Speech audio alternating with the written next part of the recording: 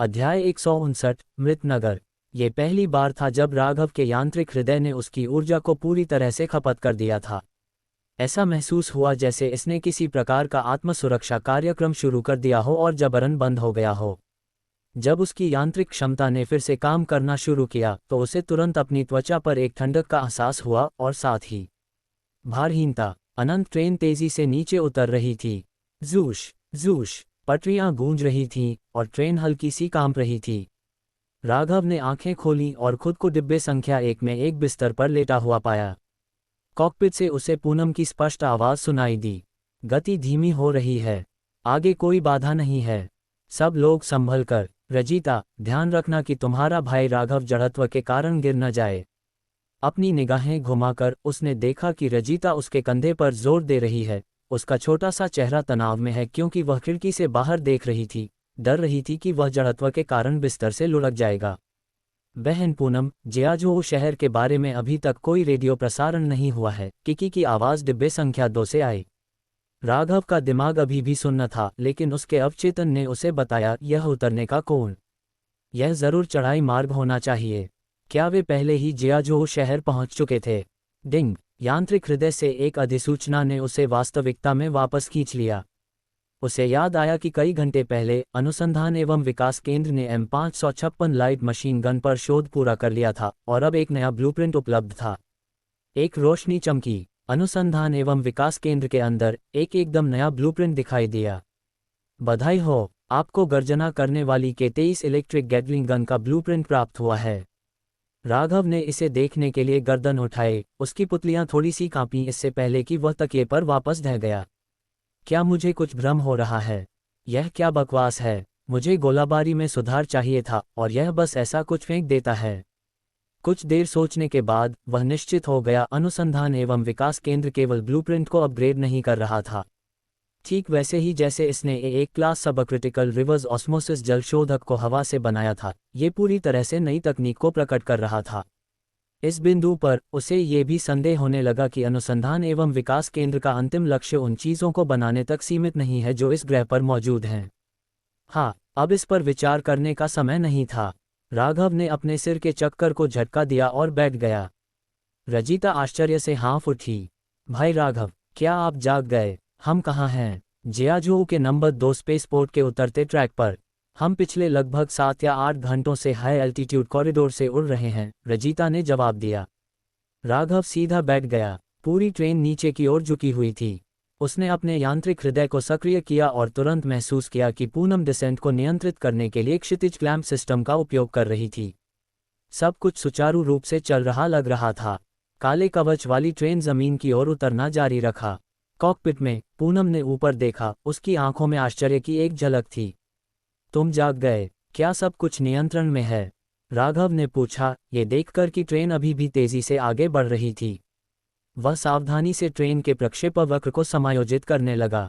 अभी तक कोई समस्या नहीं है। मैंने हाई एल्टीट्यूड कॉरिडोर में ट्रेन को अधिकतम गति तक बढ़ाया, लेकिन दूसरों की तुलना में हम अभी भी कुछ घंटे पीछे हैं।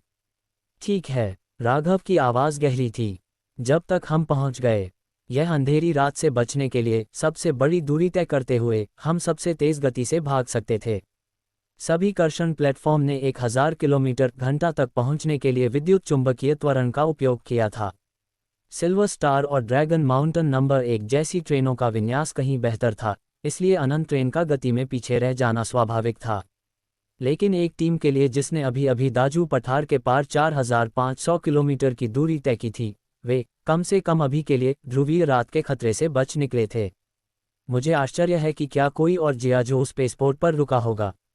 दूसरों के बारे में कोई अंदाज़ा नहीं है, लेकिन सुमी का समूह हमारा इंतज़ार कर रहा होगा, राघव ने जवाब दिया। स्पेसपोर्ट पर जो हुआ था उसके बाद उसने फैसला किया कि सिल्वर स्टार और ड्रैगन माउंटेन नंबर 1 की तरह वह ट्रेन का बड़े पैमाने पर विस्तार करेगा और अधिक यात्रियों को लाएगा और अपने यांत्रिक हृदय की क्षमता का पूरी तरह से उपयोग करेगा। उसी समय उसे एक और महत्वपूर्ण मुद्दा हल करना था, ट्रेन की हर इलाके की गतिशीलता। ऑर्बिटल रेल प्रमुख शहरों और चरम क्षेत्रों दोनों से गुजरती थी। उसे फीनिक्स के डॉन सेंटर की तरह कई मार्ग विकल्पों की ज़रूरत थी। उसी क्षण ढलान समतल हो गया, ट्रेन चढ़ाई मार्ग से नीचे चली गई और एक विशाल ट्रैक हॉल दिखाई दिया। विस्मयादिबोधक चिन्ह, विस्मयादिबोधक चिन्ह, विस्मयादिबोधक चिन्ह। ट्रेन की शक्तिशाली गड़गड़ाहट विशाल हॉल में गूंज उठी। खाली। जियाजू का नंबर 2 स्पेसपोर्ट एक पहाड़ के अंदर बनाया गया था, जिसके ट्रैक भूमिगत सुरंगों से गुजरते थे। जैसे ही अनंत ट्रेन भूमिगत पटरियों के साथ सुरंग का अनुसरण कर रही थी, अचानक आगे एक प्रकाश की किरण दिखाई दी। बिना रुके अनंत ट्रेन सुरंग से बाहर निकली। एक पल में चकाचौंध भरी धूप ट्रेन में भर गई, हर डिब्बे को रोशन कर दिया। इसके साथ ही एक विशिष्ट गर्माहट भी आई। दिन है, सूरज इतनी जल्दी उग गया। राघव और पूनम चकाचौंध के सामने आंखें मीचने लगे। रजीता और किकी भी दौड़ते हुए अंदर आए। कांच के दृश्यपटल के माध्यम से एक शांत महानगर सुबह के सूरज के नीचे खुल गया। सुबह के 7 बजे थे। सूरज की रोशनी अभी भी ठंडी थी, लेकिन सिंगूर शहर के बर्फीले तूफान की स्थितियों की तुलना में ये गर्माहट लगभग आरामदायक महसूस हुई। वाह, मुझे इतनी सुबह सूरज देखे हुए कितना समय हो गया। किकी हाँफ उठी। पूनम की नज़रें नर्म पड़ गईं। ऐसा लगता है जैसे मौत से वापस आए हों। हमारे दिन के घंटे एक साथ बहुत बढ़ गए हैं। रजीता चमक उठी। जूश जूश। ट्रेन स्पेसपोर्ट के हाई स्पीड एलिवेटेड ट्रैक के साथ तेजी से सरकती गई। उनके परे शहर का दृश्य दूर तक फैला हुआ था, दोनों परिचित और पराया। 4500 किलोमीटर, राघव बुदबुदाया। जियाजू से लोंगजियांग अथाह क्षेत्र संख्या 3 और संख्या 5 के बीच के मध्य मैदान के पास है। रजीता ने नज़ारे की प्रशंसा की। यहाँ के लोग भाग्यशाली हैं। उन्हें अधिकांश जगहों की तुलना में लंबी दिन की रोशनी मिलती है। ये कहने का एक तरीका है। किकी ने भौहें चढ़ाईं, खिड़की के और करीब दब गई। लेकिन क्यों? ये शहर बहुत ज़्यादा शांत महसूस हो रहा है। एक मृत नगर जैसा दिखता है। अथानों के बीच के मध्य क्षेत्र में बहुत सारे उत्तरजीवी नहीं होने चाहिए। राघव ने सिर हिलाया। तुम बहुत सरलता से सोच रही हो। अथाह क्षेत्र संख्या 3, संख्या 5 और संख्या 7 सब पास पास हैं। भले ही अस्थायी रूप से रहने योग्य जगह हो, ये बस गर्म पानी में मेंढकों को उबालने जैसा है।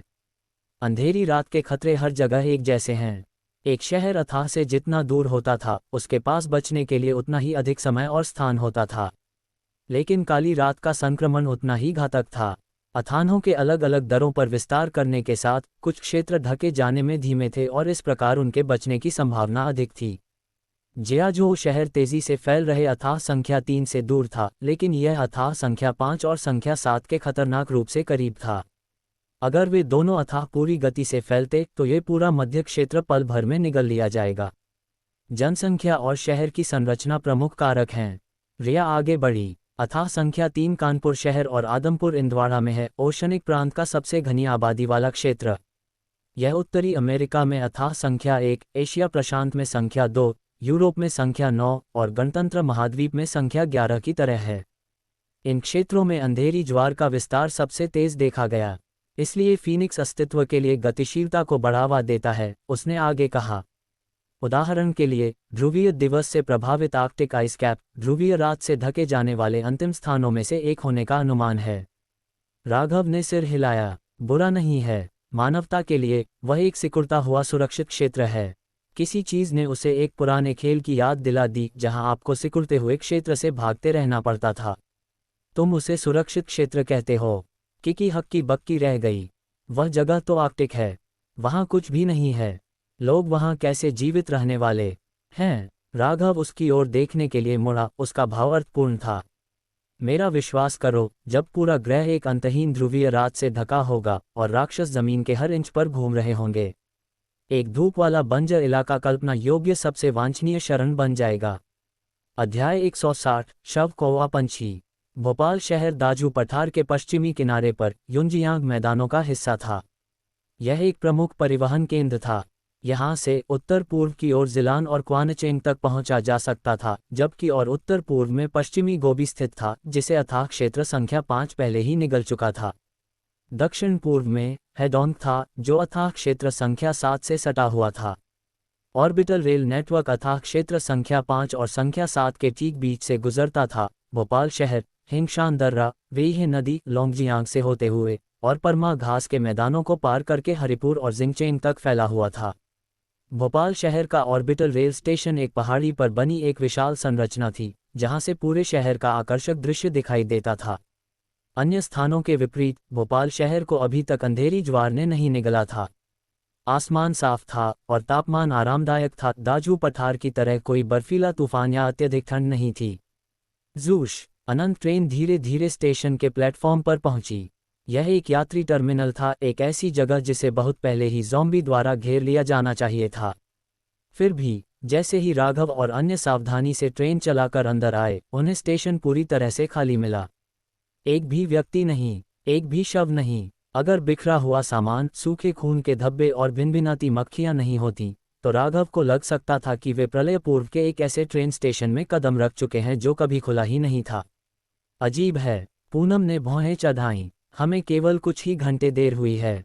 इतने सारे उत्तरजीवी काफिलों के गुजरने के साथ क्या कुछ लोग यहाँ आराम करने के लिए नहीं रुके होंगे? यहाँ एक भी व्यक्ति क्यों नहीं है? राघव को भी यह असामान्य लगा। उसे याद था कि सुमी के काफिले ने यहीं उनका इंतजार करने की योजना बनाई थी। लेकिन अब इस जगह के बारे में सब कुछ अप्राकृतिक महसूस करा रहा था। बहुत शांत। राज और प्रोजेश कहाँ हैं? वे पूरी रात पहरा दे रहे थे। वे अभी भी सो रहे हैं। उन्हें जगाओ। राघव की आवाज़ भारी हो गई। सब लोग सतर्क रहो। कुछ तो गड़बड़ थी। अगर सभी उत्तरजीवी काफिले गायब हो गए थे तो कुछ निश्चित रूप से ठीक नहीं था। तार्किक रूप से ये जगह एक अस्थायी विश्राम स्थल होनी चाहिए थी। यह अथाह क्षेत्र संख्या 3 की ध्रुवीय रात से दूर था और स्पेसपोर्ट पर भयंकर लड़ाई से बचने के बाद लोगों को यहाँ रुककर ठीक होना चाहिए था। दिनेश और उसके समूह को कुछ घंटे पहले पहुंच जाना चाहिए था। पूनम ने विश्लेषण किया। उस समय यहाँ अभी भी अंधेरा रहा होगा। क्या उनका सामना किसी भयानक इकाई से हुआ होगा? राघव ने गंभीर रूप से सिर हिलाया। यह एक संभावना है। बज़ज़ैट। अचानक वॉकी टॉकी से चरचराहट की आवाज़ आई। राघव अकड़ गया। ये वही आवृत्ति थी जिसका उपयोग स्पेसपोर्ट के कर्षण ऑपरेशन के दौरान किया गया था। क्या यहाँ अभी भी स्पेसपोर्ट से बचे हुए लोग हो सकते हैं? राघव टीम, क्या तुम मुझे सुन सकते हो? सुमी, पूनम ने सदमे में चिल्लाया। राघव ने तुरंत बात करने का बटन दबाया। मैं तुम्हें सुन सकता हूँ। तुम कहाँ हो? राघव टीम, सावधान रहो। तुम कुछ भी करो, दरवाजे या खिड़कियां मत खोलना। ये जगह भरी हुई है। क्रैकेल, कांव कांव। इससे पहले कि सुमी अपनी बात पूरी कर पाती, ट्रेन के सामने अचानक एक तेज पक्षी की चीख गूंज उठी। धम्म। एक काला कौवा विंडशील्ड पर उतरा, एक तीखी चीख निकाली। उसी समय उसका सिर अप्राकृतिक रूप से एक ओर झुक गया और वह डिब्बे के अंदर झांकने लगा। सबने सहज रूप से अपनी सांस रोक ली। कौवे की आंखें गायब थीं। उनके स्थान पर काले तंतु मरोड़ रहे थे, पतले और लंबे, परजीवी कीड़ों की तरह खाली सॉकेट में ऐंठ रहे और फड़फड़ा रहे थे। कौवे को अंदर इंसानों की उपस्थिति महसूस हुई लगती थी। उसने अपना सिर झुकाया, फिर अचानक आगे की ओर झपटा, अपनी चोंच को विंडशील्ड से टकराया। बैंग। टक्कर इतनी जोरदार थी कि ट्रेन के अंदर स्पष्ट रूप से गूंज उठी। ये चीज़ अंधेरी रात से संक्रमित है। राघव ने त्योरी चढ़ाई। किकी आगे बढ़ी, उसे हटाने के लिए अपना हाथ उठाया, लेकिन इससे पहले कि वह कुछ कर पाती, कौवा अचानक पागल हो गया। Bang bang bang. वह पागलों की तरह खिड़की पर चोंच मारने लगा। चट चट। उसकी पूरी चोंच टूट गई, फिर भी प्राणी रुका नहीं। इसके बजाय उसके टूटे हुए सिर से दर्जनों काले तंतु बाहर निकले, जो कांच से चिपक गए, एक भयानक चरमराहट की आवाज़ पैदा कर रहे थे। और फिर स्टेशन प्लेटफॉर्म के ऊपर और कौए उतरने लगे। दर्जनों, सैकड़ों, हजारों। कुछ हवा में चक्कर लगा रहे थे, अन्य प्लेटफॉर्म की छत पर बैठ गए। जैसे कि पहले कौवे की हरकतों से ट्रिगर हो गए हों, कौओं का पूरा झुंड अनंत ट्रेन पर उतरने लगा। Bang bang bang bang. अनगिनत चोंचों के धातु से टकराने की आवाज़ ट्रेन की छत पर बारिश की बूंदों की तरह गूंज उठी। डिब्बे के अंदर यात्री चिंता से चारों ओर देखने लगे। राघव ने गहरी सांस ली, फिर तुरंत सभी ब्लैकआउट पैनल बंद कर दिए और वेंटिलेशन सिस्टम को निष्क्रिय कर दिया। ट्रेन को एक हवाबंद जगह में सील कर दिया। घिनौना, किसी ने बड़बड़ाया। राघव रिया की ओर मुड़ा। क्या तुमने पहले कभी ऐसा कुछ देखा है? रिया ने कौओं को स्कैन किया, अपने हाथ जेबों में डाले हुए थे। कभी नहीं। अंधेरी रात बहुत अधिक उत्परिवर्तन प्रकार बनाती है। जैविक अनुसंधान प्रयोगशाला में हमें हर दिन नए नमूने मिलते हैं। संक्रमण, आक्रामकता और हमले के तरीके पूरी तरह से अपरिवर्तनीय होते हैं। उसकी आंखें सिकुड़ गईं। लेकिन इस जगह का ज़ॉम्बियों से पूरी तरह से खाली होना, ये संभावना है कि यहाँ एक पूर्ण पैमाने पर जैविक प्रकोप हुआ। जैविक प्रकोप। चालक दल के बीच अशांति की एक लहर फैल गई। एक ऐसा प्रकोप जो इतना गंभीर था कि उसने सभी ज़ॉम्बियों को मिटा दिया। Budget, Raghav team. सुमी की आवाज़ वॉकी टॉकी से चरचरा कर वापस आई। क्या तुम मुझे सुन सकते हो? मैं तुम्हें सुन सकता हूँ। तुम कहाँ हो? हम एक ट्रेन रखरखाव गोदाम में छिपे हुए हैं। वहाँ। पूनम ने स्टेशन की साइड ट्रैक के सुदूर छोर पर एक काले गोदाम की ओर इशारा किया। गोदाम के बाहर एक ओवरहेड गैंट्री क्रेन जंग लगी गैस टरबाइन इंजनों के एक समूह के ऊपर मंडरा रही थी। स्थितिकी के बीच से सुमी की आवाज़ जारी रही। कल रात कई उत्तरजीवी काफिलों पर किसी अज्ञात जीव ने हमला किया। बज़ेट, आसमान उनसे भरा हुआ है। बज़ेट, कोई भी आवाज़ उन्हें आकर्षित करती है। आवाज़। पूनम का चेहरा बदल गया। उसने दूर शहर की सड़कों की ओर इशारा किया। वहाँ इमारतों के ऊपर एक विशाल मरोड़ता हुआ काला बादल मंडरा रहा था।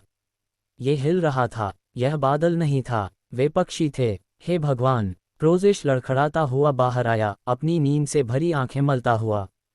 वे बहुत ज्यादा पक्षी हैं। वे मच्छरों के झुंड जैसे दिखते हैं। रजीता ने अपना चेहरा सिकोड़ लिया, जो स्पष्ट रूप से परेशान थी। Bang bang bang bang. चोंच मारना लगातार जारी था। राघव ने तुरंत चुप रहने का इशारा किया। उसने जल्दी से क्षेत्र का स्कैन किया। स्टेशन के पास एक पुराना धातु का पानी का टॉवर देखा। उसकी निगाहें किकी की ओर गईं और उसने ऊपर बेलनाकार पानी की टंकी की ओर इशारा किया। फिर उसने इसे नीचे धकेलने का इशारा किया। किकी तुरंत समझ गई। उसने अपनी मानसिक शक्ति पर ध्यान केंद्रित किया। धातु का ढांचा कराह उठा क्योंकि बोल्ट टूट गए और पानी की टंकी झुकने लगी। चर्रर्रर्रर्रर्रर्र। आवाज़ ने तुरंत कौओं का ध्यान आकर्षित किया। एक तेज जोश के साथ अनगिनत कौओं ने ट्रेन को छोड़ दिया, गिरते हुए टॉवर की ओर झुंड बनाने लगे। किकी ने एक अंतिम धक्का दिया और पूरी पानी की टंकी को ढलान से नीचे गिरा दिया।